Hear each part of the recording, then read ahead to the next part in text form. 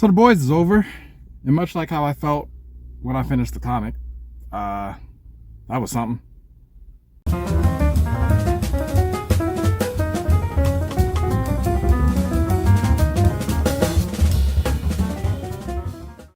boy and I are planning on talking about it at length, but life is just getting in the way right now, so we haven't really been able to link up to have a conversation. But I do want to get my thoughts out there. I mean, it was alright. Like, by now there's a whole lot of discourse about it, about how horrible it is, terrible, it's the worst thing ever. It's not any of that. This is gonna be inappropriate, but it's kind of apt for a show like The Boys. It's like having a really, really quick, good experience with a partner, right?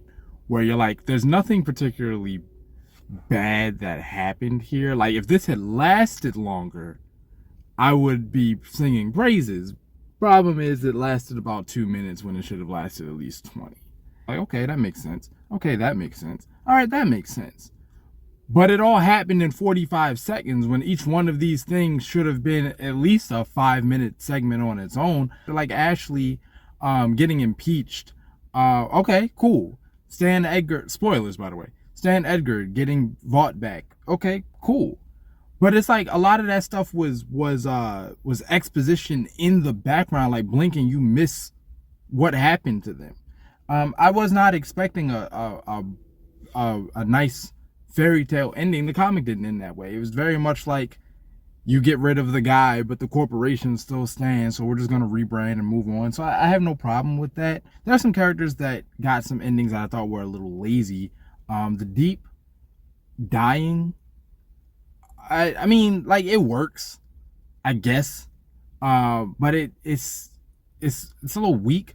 The Deep is one of those characters where I feel like you had an opportunity to, not redemption, you had an opportunity for him to be in that awkward position where it's like, you gave all this for somebody who really does not care about you, never did.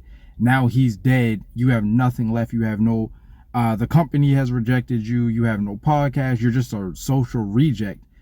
You can't go into the water because you betrayed the fish people. So, like, if he would just be like a bum for the rest of his life and just have to live in shame with his glory days long behind him, I think that would have been more meaningful, more impactful.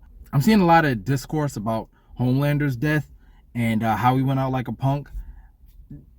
Yeah.